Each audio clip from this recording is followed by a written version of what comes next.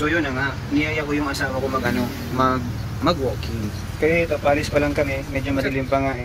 Kaya may nagja-jogging pa ang isa eh. Ang pupuntahan pala naming lugar is yung sports complex located dito sa Pacol.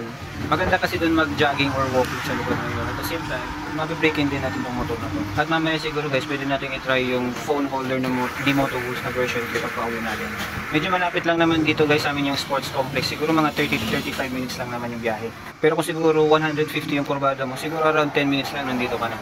Kaya naman tayo ay dapat maging maingat lagi. Pag nakita nyo na yan, rotonda na yan, ibig sabihin malapit na kayo, iikot lang kayo dyan, then isang liko, ayun na. Umikot lang tayo dito ng mga 10 beses, tapos pwede ka nang dumiretso. Malapit na tayo dito, didiretso ka na lang dyan, yan. Dun, sa mga may nakapark na motor. A few moments later. Yun, dito na tayo. So ito yung sports complex dito sa Camarines Sur.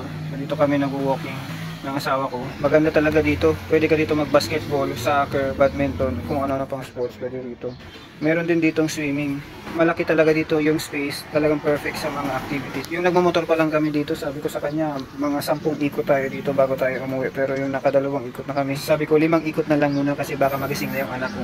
So susunod na punta namin dito kasi sasama na namin yung anak namin. Dahil sigurado sa pagbabantay pa lang sa kanya, nag-i-exercise na talaga kami. Takbo dito, takbo doon, habol dito, habol doon. Sigurado ganun yung mangyayari. Pero okay lang yun, nag-enjoy naman yung anak ko, nakapag-exercise pa kami. Sa mga oras nga ito ay nakaka-4 na ikot pa kami. So halos patapos na kami. Pag pauwi natin guys, itatry natin yung Moto Wolf phone holder. Itatry natin siya naka-landscape. A few minutes later. So ito na nga, pauwi na kami. Itong setup na nga ito guys is landscape gamit yung Moto Wolf phone holder version 3. Naka-landscape na siya. Itatry natin siya kung maalog ba siya sa biyahe. Pero kitang-kita nyo naman, di siya maalog. Smooth na smooth siya gamitin. Hindi rin siya nagbabibrate. Kaya talaga 100% ko itong mai-recommend sa inyo.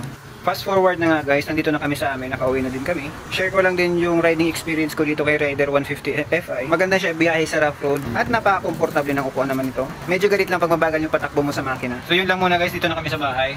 Maagang maaga pa, tara i-check natin kung ilan ang natakbo nitong Raider 150. Ang ngayon nga guys is around 157 kilometers na yung natatakbo nito. Malapit na ito mag 1 month sa akin, siguro mga 2 months natin ito bago ma-break in. Pero okay lang yan guys. So that's all for this video na lang muna. Magtitipla muna ako ng kape.